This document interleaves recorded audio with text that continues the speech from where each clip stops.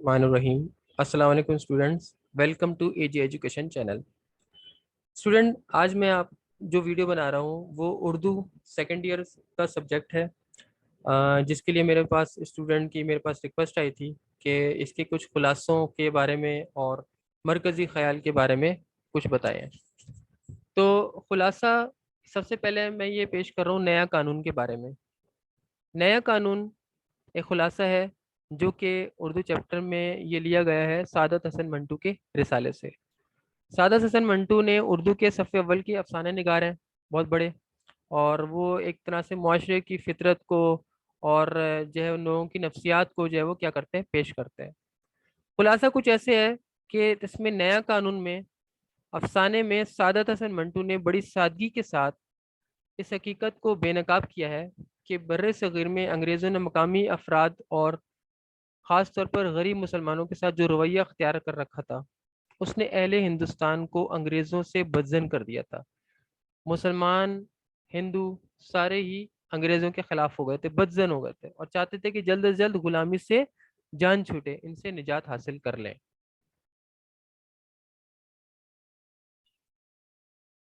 کی منگو کوچوان جو کہ پڑھا لکھا نہ تھا، لیکن اپنی وسیع معلومات کی بنا پر جو ہے وہ اپنے جیسے لوگوں میں بہت ہی جو ہے وہ ہوشیار سمجھا جاتا تھا، کیونکہ وہ کیا کرتا تھا، لوگوں کی باتیں سنتا تھا اور اپنے ساتھی کوچوانوں کو جو ہے اس کے بارے میں بتاتا۔ اس کی بات یہ تھی کہ وہ اپنی سواریوں کو کی گفتگو بہت دھیان سے سنتا، ان کی بات چیت سے کچھ اخذ کرتا، اور وہ اڈے پر پہنچنے کے بعد اپنے ساتھیوں کو بڑے مزے لے لے کر سناتا تھا۔ منگو کو انگریزوں سے اس حد تک نفرت تھی کہ وہ ان کی صورت تک دیکھنا نہیں چاہتا تھا۔ اس کی یہ دلی خواہش تھی کہ انگریز جلد از جلد ہندوستان چھوڑ کر چلے جائیں، اور ایک دن ہوا یوں کہ کچہری سے سواریاں لے کر جا رہا تھا کہ ان کی گفتگو سے اسے اندازہ ہوا کہ 1 اپریل سے ایک نیا قانون نافذ ہونے والا ہے اور اسے عوام کو بہت فائدہ حاصل ہوگا۔ اس نے اس نے بڑے بے چینی کے ساتھ یہ خبر اپنے دوستوں کو سنائی، اور ان کو یہ بتایا کہ جو ہے 2 بیرسٹر بیٹھے تھے اور جو کہ نئے قانون کے بارے میں گفتگو کر رہے تھے۔ ان کی بات چیت میں انگریزی الفاظ زیادہ تھے جسے وہ پوری طرح سمجھ نہ سکا، لیکن اس سے محسوس ہوا کہ وہ نئے قانون کی مخالفت کر رہے ہیں، اس لیے دل ہی دل میں ان کو برا کہتا رہا۔ جبکہ کالج سے واپسی طلبہ نے قانون سے بہت پر امید نظر آ رہے تھے، اور وہ سوچ رہا تھا کہ نیا قانون آتے ہی نئی ملازمتوں کے دروازے کھل جائیں گے، بے روزگاری کا خاتمہ ہو جائے گا۔ ایسی امید افزا باتیں سن کر منگو کی آنکھوں میں ایک چمک پیدا ہو گئی اور بے چینی کے ساتھ 1 اپریل کا انتظار کرنے لگا۔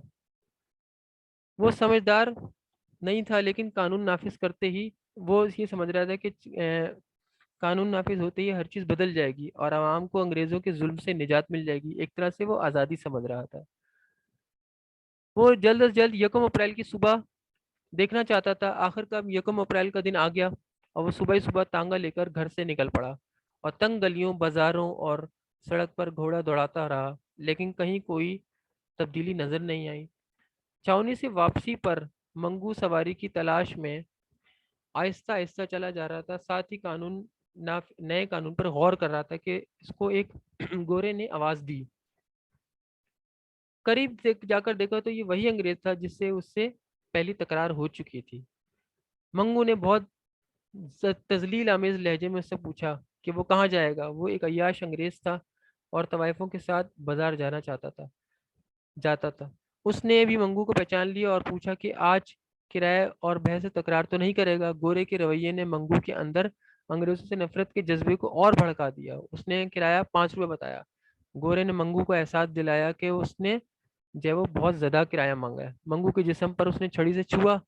پھر کیا تھا، منگو کے جذبات قابو میں نہ رہے، منگو نے بری طرح گورے کی پٹائی کر دی، اس کو مارتا رہا اور کہتا رہا کہ 1 اپریل کو بھی وہی اکڑ پھوں، 1 اپریل کو بھی وہی اکڑ پھوں، کیونکہ منگو کے ذہن میں تھا کہ نیا قانون نافذ ہو گیا ہے اور اب انگریزوں کا راج نہیں رہے گا۔ یہی سوچ کر وہ مارتا رہا۔ پولیس والے منگو کو پکڑ کر تھانے لے گئے اور وہ راستے میں تھانے میں نیا قانون چل رہا تھا، لیکن اس کی کسی نے ایک نہ سنی اور حوالات میں بند کر دیا، اور لوگوں نے کہا کہ کون سا نیا قانون، قانون تو سارا پرانا ہی ہے. تب جا کے منگو کو پتہ چلا کہ کوئی تبدیلی نہیں آئی ہے. تو یہ تھا خلاصہ ہمارا چیپٹر نیا قانون کا. امید ہے آپ لوگوں کو انڈرسٹینڈ ہوا ہوگا. اس کے بعد پھر میں آپ لوگوں کو کراؤں گا یہ نیکسٹ اس کا خلاصہ.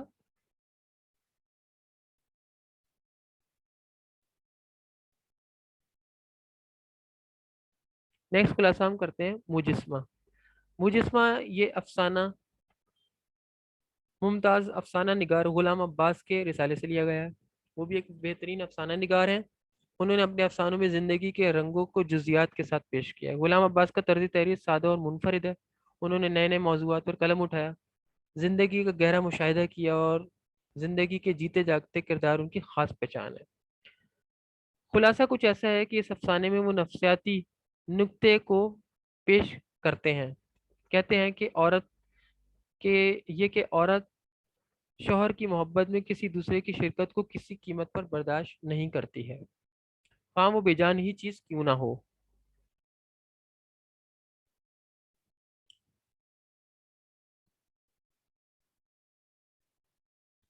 اس کہانی میں تین کردار ہیں: بادشاہ، ملکہ اور مجسمہ. بادشاہ اپنی ملکہ کو دل و جان سے چاہتا ہے، جو بہت حسین و جمیل ہے، لیکن ملکہ میں آنا اور خودداری ہے، اور وہ چاہتی ہے کہ اس کے حسن و جمال کے تعلق سے اس کا محبوب اس کی چاہتوں اور حیثیت کا خود اندازہ کرے. اس لیے بادشاہ کی محبت کا اعتراف اپنے منہ سے نہیں کرنا چاہتی. لہٰذا بادشاہ اس بات کا مطمئن رہتا ہے کہ اس کی محبت کے جواب میں ملکہ کی طرف سے بھی اظہار محبت ہو، لیکن ایسا نہیں ہوتا. اتفاق سے بادشاہ اور ملکہ اولاد سے بھی محروم تھے. ایک دن ملکہ خود بادشاہ سے کہتی ہے کہ آپ دوسری شادی کر لیں. بادشاہ حیران ہوتا ہے اور اس بات کو بھی ملکہ کی لاپرواہی سمجھتا ہے کہ اسے نہ تو شادی کی کوئی فکر ہے اور نہ ہی اولاد کی. بہرحال وہ دوسری شادی نہ کرنے کا فیصلہ کرتا ہے اور اس دن سے کچھ زیادہ ہی افسردہ رہنے لگتا ہے. بادشاہ سے افسردگی کی وجہ تو پوچھنے کی کسی کے اندر ہمت نہ ہوتی، لیکن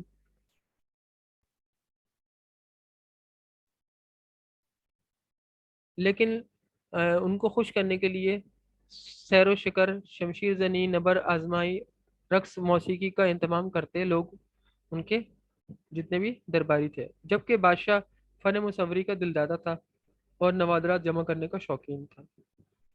اسی عرصے میں ایک سنگ تراش نے اسے ایک عورت کا ایک حسین و جمیل مجسمہ پیش کیا، اور پھر یہ مجسمہ بادشاہ کی تمام تر توجہ اور محبت کا مرکز بن گیا.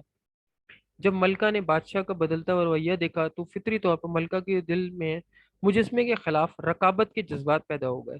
بادشاہ اس پرکشش مجسمے میں روز بروز مہو سے مہو ہوتا چلا گیا، اور ملکہ کی طرف سے لا تعلقی بڑھتی چلی گئی. ملکہ کرب محسوس کرنے لگی. اس نے انتقامی کارروائی کرنی شروع کر دی. ایک مرتبہ اس مجسمے کی صورت میں پر دھبے لگا کر اسے بد شکل کر دیا، جس کی وجہ سے محل کے تمام محافظوں کو سزا ملی. پھر ایک دن اس مجسمے کے کان کٹے نظر آئے. پھر وہ آنکھوں سے محروم کر دیا گیا. بادشاہ ان سب حرکتوں کا بہت گہرا اثر ہوا بادشاہ پر، اس لیے اس نے ملکہ کی حقیقی محبت سے محروم ہو کر جس مجسمے کو اپنی محبت کا مرکز بنایا تھا، ملکہ نفسیاتی طور پر رشک و حسد اور رقابت کی آگ میں جل کر اس کا یہ حال کر رہی تھی. بادشاہ کو اندازہ ہو گیا تھا کہ سنگ دل ملکہ کا دل موم ہوتا جا رہا ہے. ایک روز بادشاہ صبح کو بیدار ہوا تو اس نے دیکھا کہ کسی نے مجسمے کو زمین پر پٹک کر ریزہ ریزہ کر دیا. اس کے ساتھ ہی محسوس ہوا کہ ملکہ اس کے قدموں میں تھی، کیونکہ نفسیاتی طور پر وہ سوت کے نام پر اس مجسمے کو برداشت نہ کر سکی.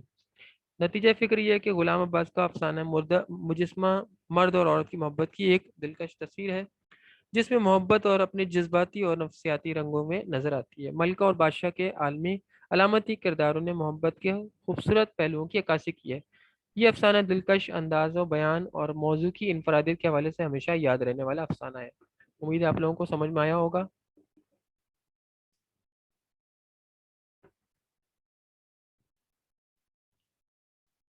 یہ افسانہ کا خلاصہ چور، جو کہ اشفاق احمد کے ناول سے لیا گیا، یہ بھی ایک بہت دلچسپ خلاصہ ہے. اشفاق احمد اردو کے معروف افسانہ نگار اور ڈرامہ نگار ہیں. سفر نامہ نگار بھی ہیں، اپنی تحریر میں فن برائے زندگی کے قائل ہیں۔ ان کی کہانیاں خیالات اور فن کا توازن پیش کرتی ہیں، وہ نفسیانی انسانی نفسیات کا گہرا شعور رکھتے ہیں۔ انہوں نے دیہی شہری دونوں دنیاؤں کے انسانوں کے کرداروں کو ان کے روحانی اور معاشرتی رویوں کے ساتھ اپنی تحریروں میں پیش کیا ہے۔ تصنیف ان کی کافی ساری ہیں: اجلے پھول، پھلکاری، سفر در سفر، ایک محبت، سو افسانے اور ڈرامے، سفر مینا، تلقین شاہ، من چلے کا سودا وغیرہ شامل ہے۔ خلاصہ کچھ اس طرح سے ہے کہ ایک رات چور ایک گھر میں داخل ہوتا ہے۔ گھر کے تمام افراد گہری نیند سو رہے تھے۔ وہ ایک کمرے میں پہنچتا ہے جہاں ایک الماری تھی جس میں چھوٹے موٹے سامان کے علاوہ ایک لفافہ نظر آتا ہے۔ وہ لفافے کو دیکھتا ہے تو اس میں کچھ نوٹ نظر آتے ہیں۔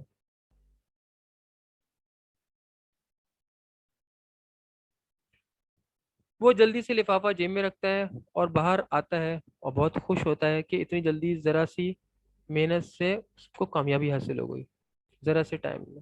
اچانک سڑک پر اس کو اپنے سامنے جن نظر آیا۔ وہ اپنے آپ کو محفوظ رکھنے کے لیے سورہ ناس کی تلاوت کرتے ہوئے اپنے گھر کی طرف جلدی جلدی چلنے لگا اور اپنی کوٹری میں جا کر لفافہ کھولا تو اس میں 170 روپے اور ایک خط تھا۔ خط پڑھنے سے اندازہ ہوا کہ شکیلہ بیگم نے بھائی کی طرف سے مالی امداد نہ ملنے پر بہت ہی مایوسی میں یہ خط لکھا تھا، کیونکہ ان کا بیٹا بیمار تھا، اس کا آپریشن ہونے والا تھا۔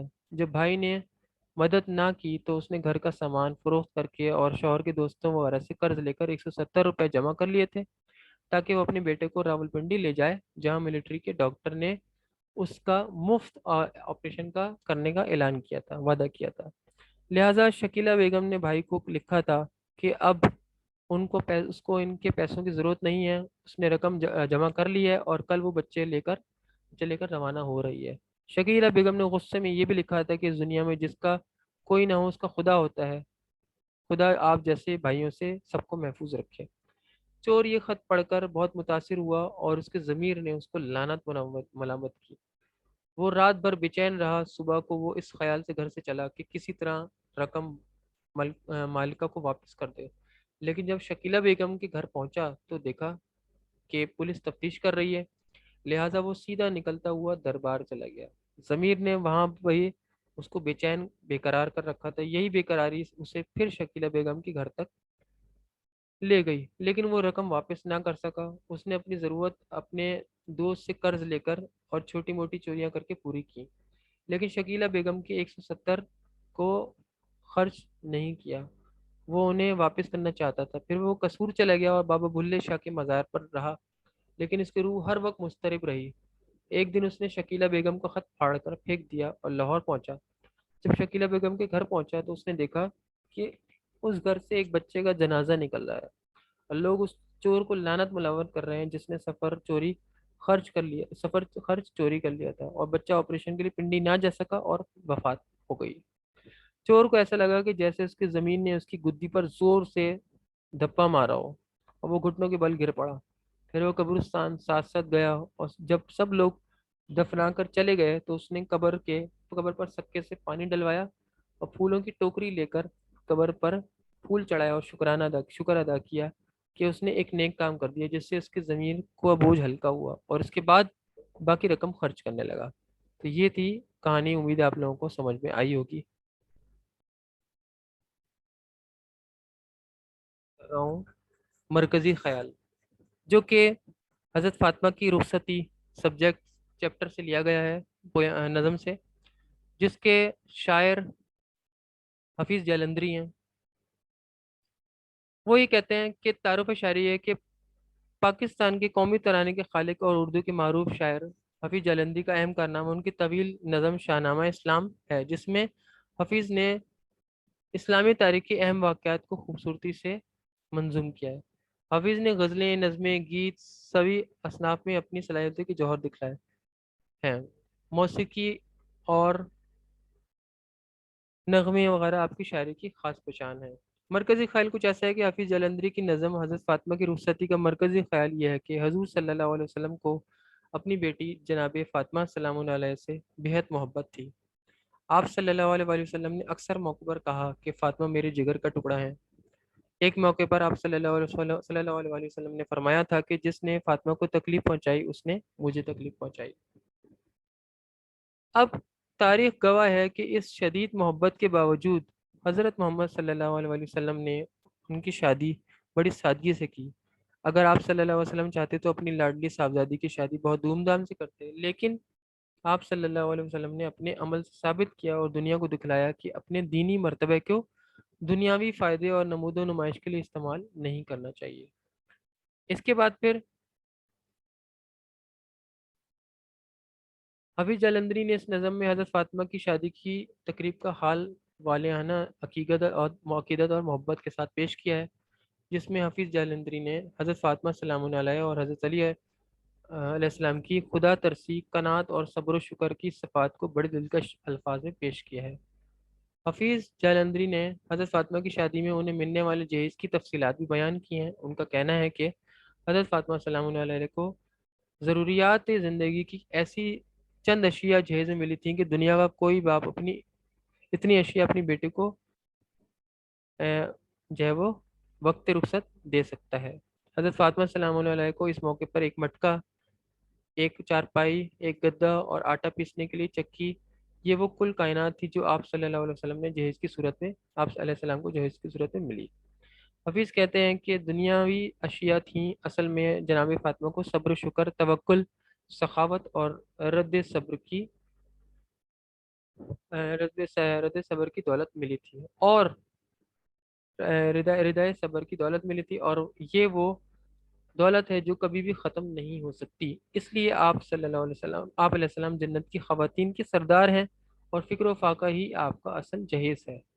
بقول حضرت عائشہ، در اعتبار سیرت صورت نبی صلی اللہ علیہ وسلم کے بعد سب سے ماورا ہیں حضرت زہرا۔ نتیجہ یہ ہے کہ یہ نظم ہمیں دعوت فکر دیتی ہے کہ ہم اپنے آپ کو حضور صلی اللہ علیہ وسلم کا امت ہی کہتے ہیں، لیکن اس نظم کے پس منظر کو سامنے رکھ کر اگر ہم اپنے عمل کا تجزیہ کریں تو احساس ہوتا ہے کہ ہم اپنی عملی زندگی میں ایسی ہزاروں رسوم و روایتوں پر عمل پیرا ہیں جو سنت نبی صلی اللہ علیہ وسلم کے خلاف ہے۔ شادی کے موقع پر جہیز کے نام پر بے بجا اخراجات اور دیگر فضول رسموں کی ادائیگی نہ صرف سنت کے خلاف ہے بلکہ والدین کی پریشانیوں میں بھی اضافے کا سبب بھی ہے۔ تو یہ امید ہے آپ لوگوں کو سمجھ میں آیا ہوگا۔ اس کے بعد پھر ہم مرکزی خیال کرتے ہیں دوسرے والے۔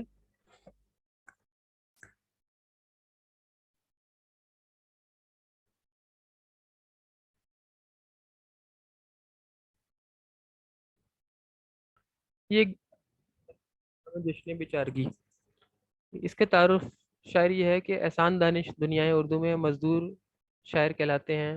ان کی شاعری میں نرمی، شائستگی، سوز و گداز کی کیفیت پائی جاتی ہے۔ احسان دانش بنیادی اور طور پر نظم کے شاعر ہیں، اور جبکہ ان کی غزلیں بھی ایک خاص مزاج رکھتی ہیں۔ مزدور، کسانوں، غریبوں طبقے سے ہمدردی ان کی شاعری کا خاص موضوع ہے۔ مرکزی خیال کچھ اس طرح کا ہے کہ اس نظم میں احسان دانش نے مجبوری اور مظلومیت کے زنجیروں میں جکڑے ہوئے ایک غریب مزدور کی بیٹی کی شادی کی تقریب اور رخصتی کا احوال دلی جذبات و احساسات کے ساتھ پیش کیا ہے۔ اس نظم میں طبقاتی معاشرے میں غربت و افلاس کی دنیا کا ایک منظر دکھایا گیا ہے۔ ساری فضاؤں میں اداسی اور مایوسی کے بادل چھائے ہوئے ہیں۔ شادی کی تقریب میں مایوسی، اداسیاں، محرومیاں پھیلی ہوئی ہیں، اور یہ مجبوریوں کا جشن ہے جس میں ایک باپ خالی ہاتھوں قسمت کے جبر کا شکار ہے۔ وہ آنسوؤں کی برسات میں اپنی بیٹی کو رخصت کر رہا ہے۔ وہ صبر و شکر کی دولت دے کر اپنے داماد سے مخاطب ہے۔ اس موقع پر مزدور باپ نے اپنی بیٹی کے اوصاف دل کی گہرائیوں سے بیان کیے ہیں۔ احسان دانش نے اس نظم میں مزدور کی بیٹی کے وقت رخصت کو بیچارگی کا جشن قرار دیتے ہوئے لکھا ہے کہ اس موقع پر غریب باپ کے پاس جہیز میں دینے کو کچھ بھی نہ تھا۔ وہ اپنی بیٹی کے اوصاف بتا کر کہتا ہے کہ اس کی بیٹی صبر و شکر اور محنت و مشقت کی عادی ہے، یہ روایتی لڑکیوں کی طرح زیور کی تمنا بھی نہ کرے گی۔ اس موقع پر غریب مزدور باپ بیٹی کو یہ بھی نصیحت کرتا ہے کہ اے جان پدر، دیکھ وفادار ہی رہنا، آئے جو قیامت بھی تو ہنس کھیل کر سہنا۔ نتیجہ فکر یہ کہ نظم طبقاتی معاشرے پر زبردست احتجاج ہے۔ احسان دانش نے غربت کے اس منظر میں جذبے کے سچے رنگوں کو شامل کر کے پرأثر بنا دیا ہے۔ امید ہے آپ لوگوں کو یہ مرکزی خیال پہ سمجھ میں آیا ہوگا۔ تو یہ آپ سارے مرکزی خیال اور خلاصے اچھی طرح سے سمجھیں، اور جو ہے اس کو اپنے امتحان کی اس کے لیے تیاری کریں۔ نیکسٹ لیکچر تک کے لیے مجھے اجازت دیجیے۔ اللہ حافظ۔